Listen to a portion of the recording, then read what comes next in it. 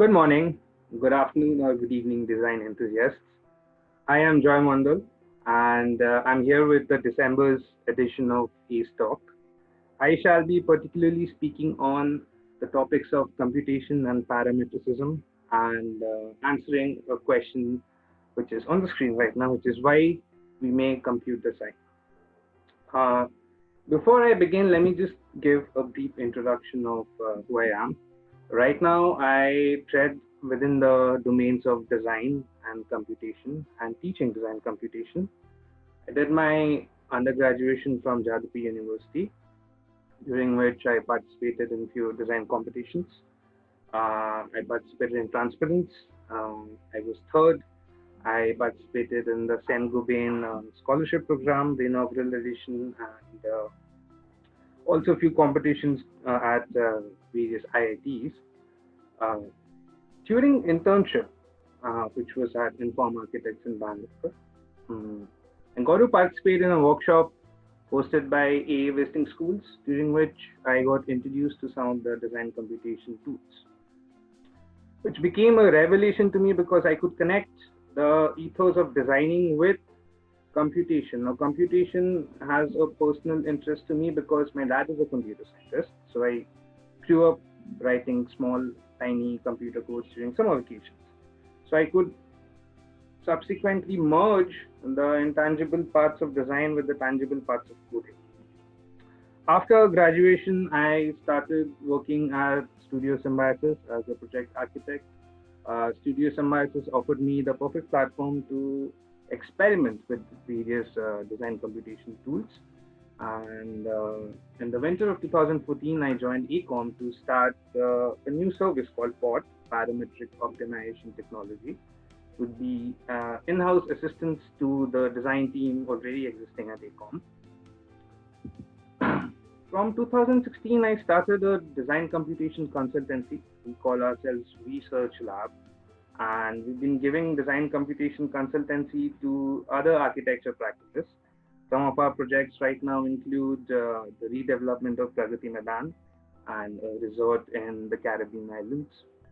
I've also been a visiting faculty at SPA Delhi and at CEPT University Ahmedabad, and I've been predominantly teaching subjects related to design computation.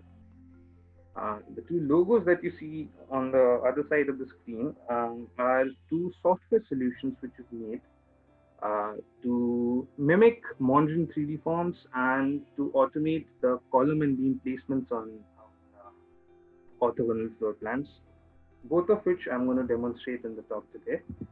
So if we get to the topic, whenever you Google the word parametricism, you get such images, images of building shapes which are irregular, of master plans which are irregular, and of facade patterns which have some sort of gradient on it.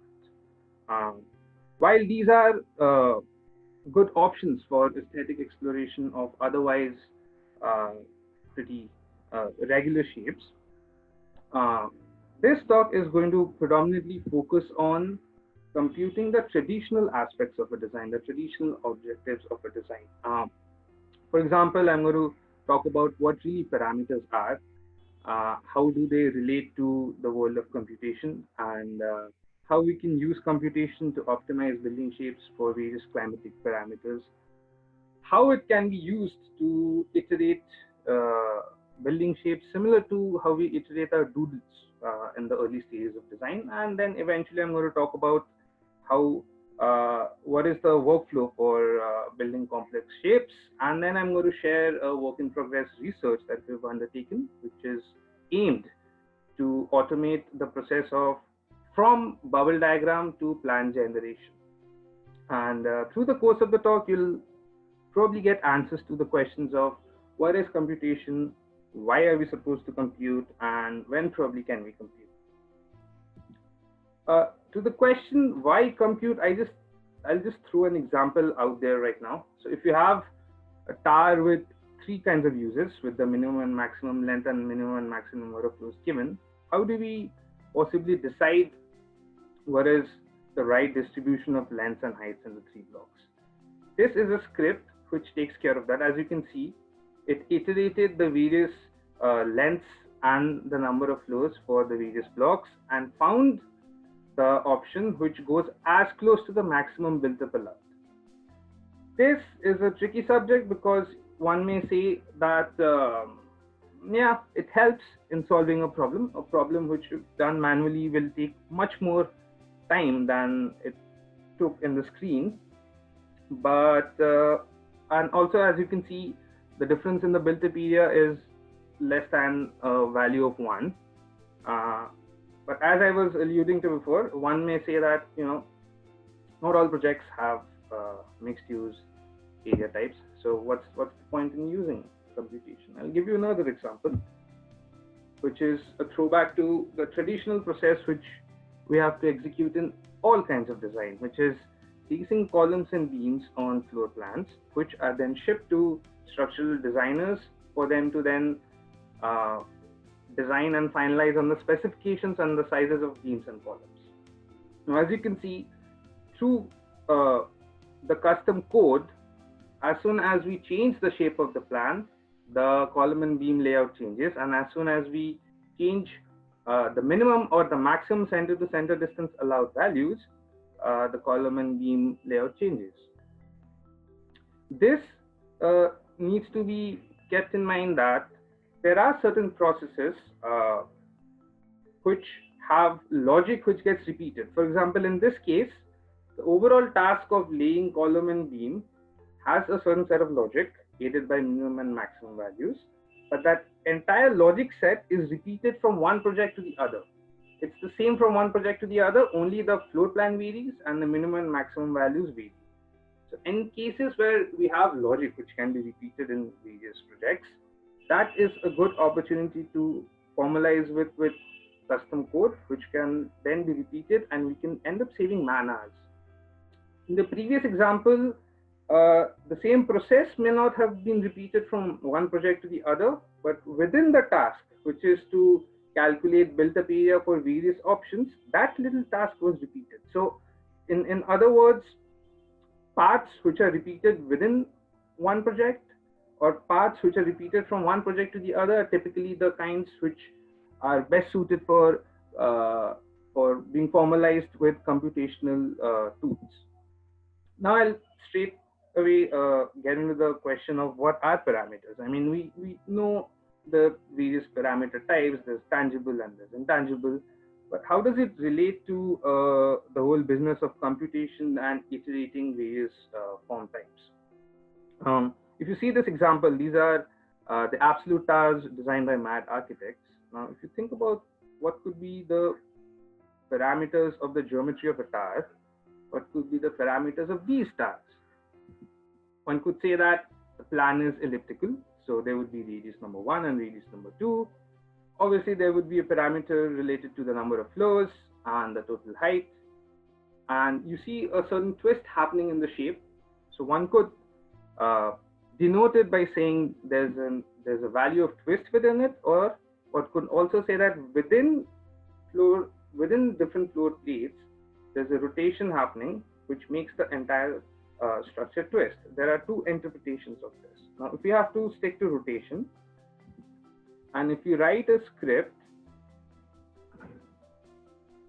then as you can see, what the logic of the script does is, as you vary the radius 1 or radius 2, the shape dynamically changes, and as you vary the floor-to-floor height, the total number of floors, and as you'll see in a second, if you vary the rotation, you'll see the form being changed simultaneously. You can also vary the scaling and the manner in which the rotation takes place in the building. Now, what this helps in doing is that we sort of get rid of the burden of generating the shape, and we can solely focus on iterating various shapes within the format of our design concept. So now we'll only deal with varying different options and picking one of them instead of concentrating on and putting labor into generating those options. So the focus shifts from generation into selection. Amongst the many options that are being generated, which one can we pick? For that, I have an example. This is the NREL Research Support Facility in US. Usually, heating and cooling load in a building is reduced by assigning higher specification to the built-up components of a building. What we can additionally do is that, let's take the plan of this building as an example. We can be denoted using these various parameters, wherein there's orientation, there's angle between the wings, there's length of the wings, etc. and etc. Now, if we vary D1, what are the different shapes that can be generated?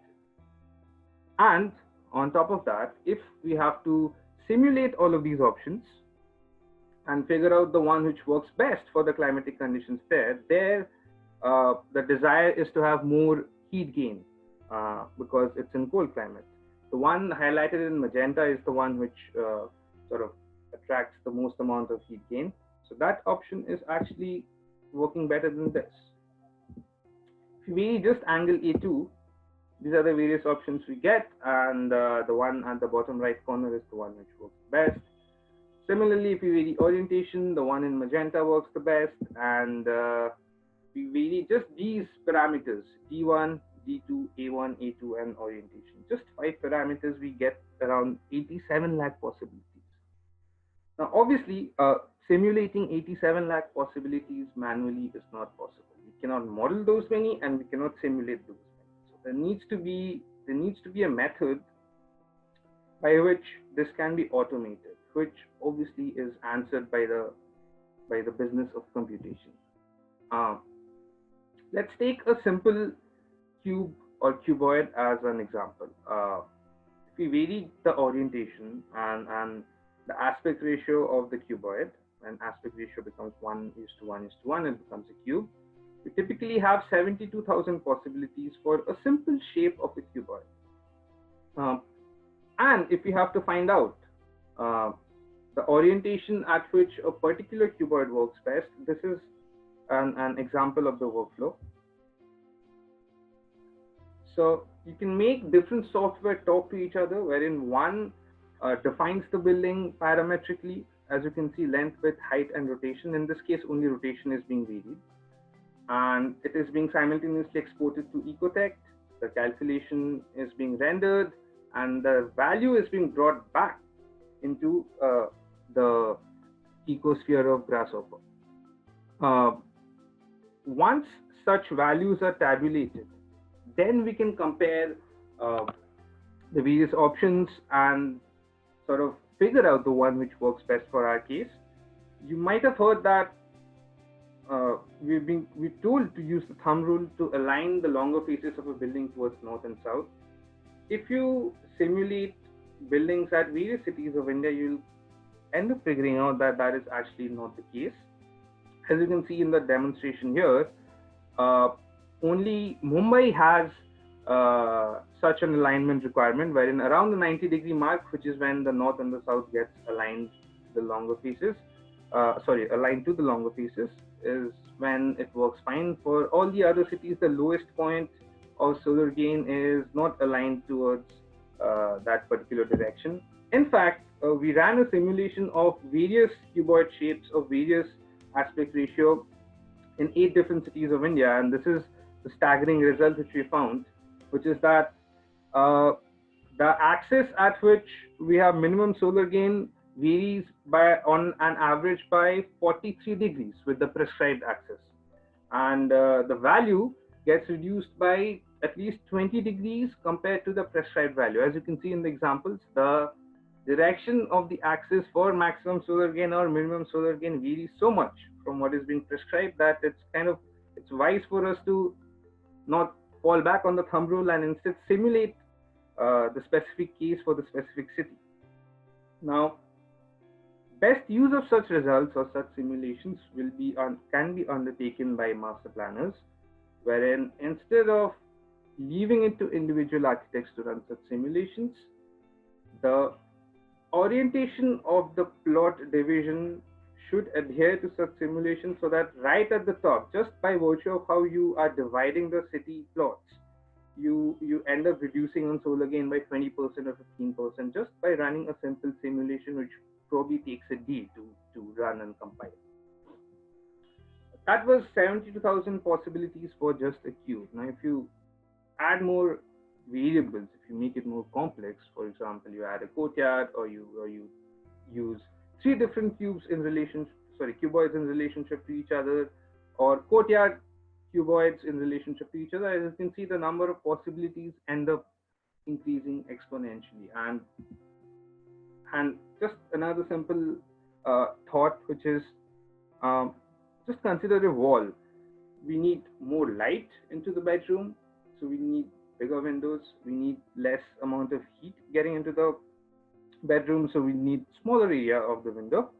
And ideally, we should have breeze coming inside the bedroom, so we ideally require open windows. Now, these are incongruent objectives. We don't know how much weightage to assign to each of these objectives based on the building type and based on the location. Such multi-objective cases are to be only dealt through pure mathematics, which can be aided through computation. I'll give you another example of how computation can be used to vary different doodle types. I'm taking the example of the plan of Sabarmati Ashram. As you must know, there are closed spaces, semi-open spaces, and open spaces. Now, as far as the closed spaces are concerned, it can be denoted through various configurations of cells. For example, if it's a 3 by 3, then there's only one possibility. If it's a 5 by 2, then there are 4 possibilities, and so on and so forth. And on top of that, there are two different kinds of spaces. One is the regular one, wherein it's a pure convex shape, and then there's the irregular one, which has concave ingresses inside.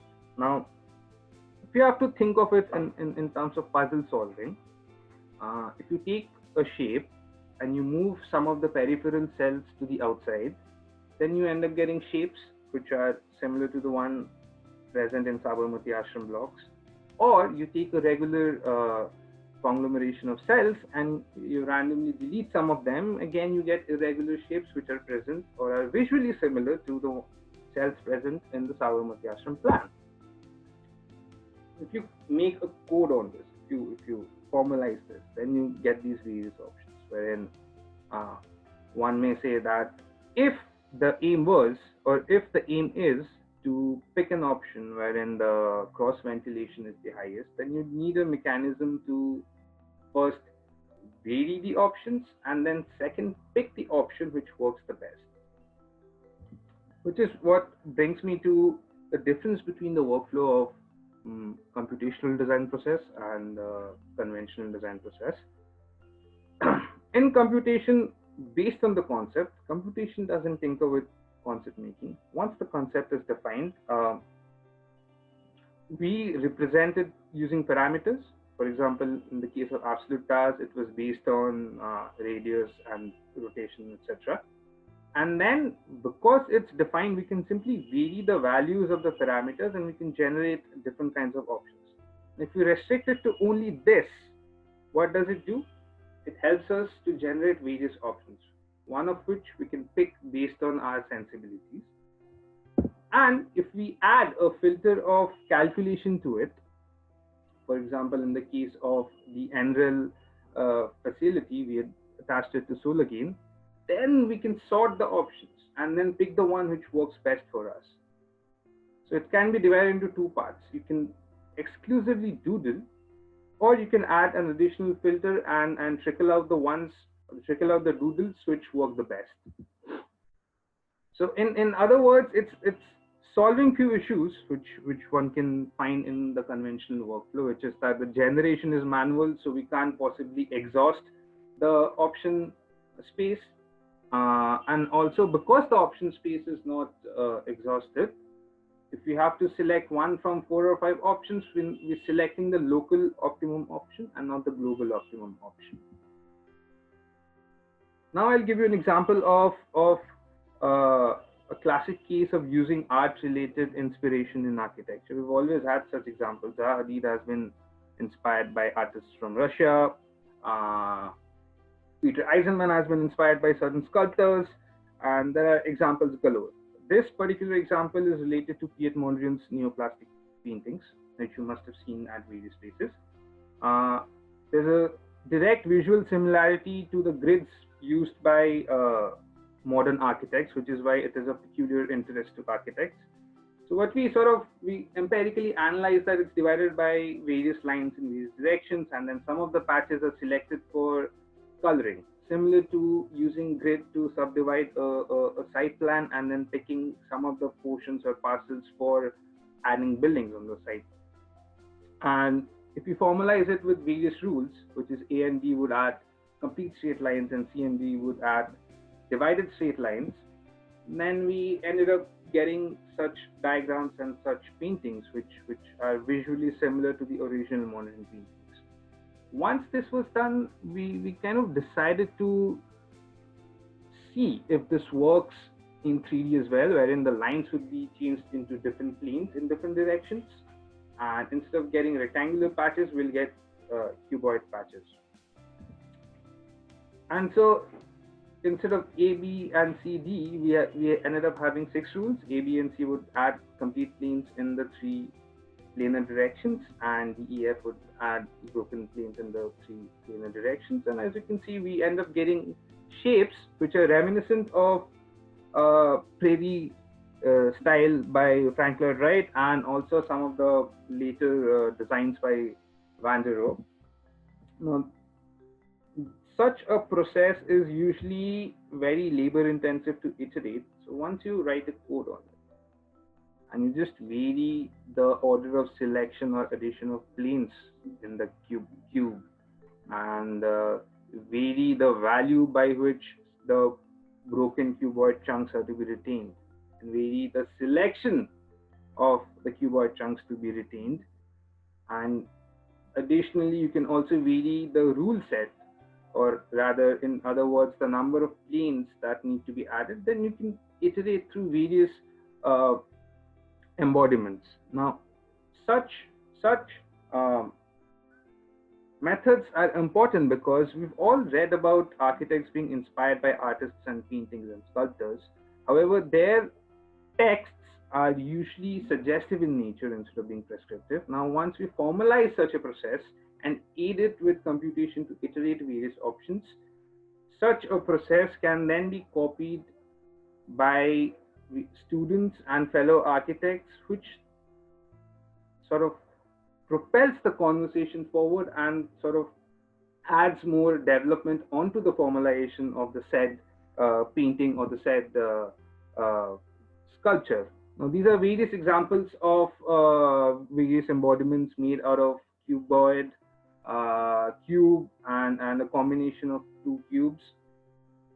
As you can see from the elevation at the bottom left of the screen, if you flatten the elevations, flattened elevations are a throwback to the Mondrian paintings, except the colors. We've sort of not delved into colors because black, blue, yellow, and red would look funny in the elevation of the legs. One question which we often got from clients and fellow architects was that, can we build complex shapes for cheap? Or how can you build such shapes, such irregular shapes, and specifically in India where the workflow is labor intensive? So I'm going to quickly go through these slides. This was a 2 meter by 2 meter by 2 meter installation built in CEPT University with the help of students. We divided each quadrant of the shape into triangular pieces. The entire set is built with 790 triangles. And we used computation to unroll the triangular surfaces so that these could be fabricated. We numbered the triangular surfaces so that we know which comes next to which when we are stapling each to the other. And these are some images of the students assembling the various fabricated pieces, and eventually we ended up with a shape like this. Now, this is important because this was a demonstration of how the digital can be moved to physical using labor-intensive process, wherein once the triangulation is done, once it is unrolled and laser cut, It can be fabricated on site through the use of labor intensive methods, which doesn't require robotics or the use of skilled laborers, which are usually invited from Europe to be constructed. This is the typical process of converting the digital to physical. Keep in mind that the installation which I just showed you was built within 12,000 rupees. So, I mean, the same value can be extrapolated onto larger shapes, and we can guess that by making the process labor intensive, such shapes can indeed be built. There are two key aspects. One is to divide it into flat triangular pieces and then using labor intensive methods to end up constructing that.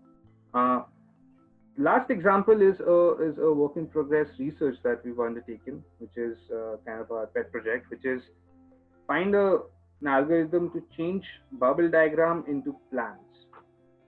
How can we do that? This is just a demonstration of a very simple example. If there are various room types and if you connect which one is supposed to go where, and then you add the cardinal directions, then there are ways to connect it to the directions, triangulate the graph. Anyone who knows graph theory would know the importance of triangulation. And then you divide the graph into X direction and Y direction to sort of figure out the length and the width of the various rooms.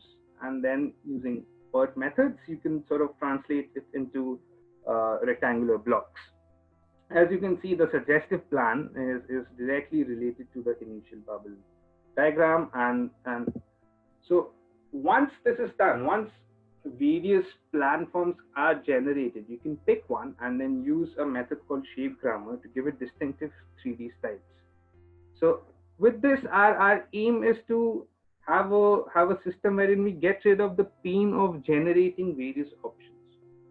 All we need to worry about is how different spaces are connected to each other, which space is supposed to go next to which other space and which is not supposed to go next to the other space. So in other words, we're kind of emancipating architects or designers from the task of repetition and instead letting them have more time to focus on selection and generation. The process shared here has the potential of generating around 100K options within 15 minutes, given the computation hardware we're using right now. And at each step, be it defining the bubble diagram, be it triangulating the graph, or selecting the style of the final 3D, there are fork divisions which you can track and then sort of go back and then change your final option. And because these are computed, you can also have direct values like which has the highest solar gain and which has the least amount of brickwork involved, so on and so forth. Lastly, I would like to talk about the various terms that we use, which are parametricism, generative design, and computation. These are very synonymous in nature. Any algorithm which uses parameters is parametric. If we execute it on a computer, it becomes computation, or it becomes a computational process. And any algorithm which generates a shape, be it 2D or 3D, is generative in nature, generates a shape. Various agencies in the mass media of design use one of the three terms based on their motive and based on their placement of theory or product. But by and large, these are synonymous to each other, and when you use one term, it usually also means the other two as well. And to conclude, I would like to add that the tools that we use to design need to evolve way faster than they are evolving right now. We need to have smart tools which can aid in design decision making, and there are other parts of the design process which can be used for computation to get rid of the extra man-hours that we usually involve in production of drawings, such as working drawings and taking care of mathematical calculations. And also there are other applications in urban design through the use of space syntax. Right now, to you, it may appear that the technical skills are the hardest to acquire, but trust me, the challenge is not learning the technical skills. The challenge is to know how to represent the intangible and abstract nature of design in palpable and tangible parameters. Once you do that, then you can proceed to compute and then generate various objects. My contact email ID is mentioned here. It's info@researchlab.com. If anyone has anything to add to this conversation, then feel free to get in touch with me. That shall be all from my side. Thank you and have a good day.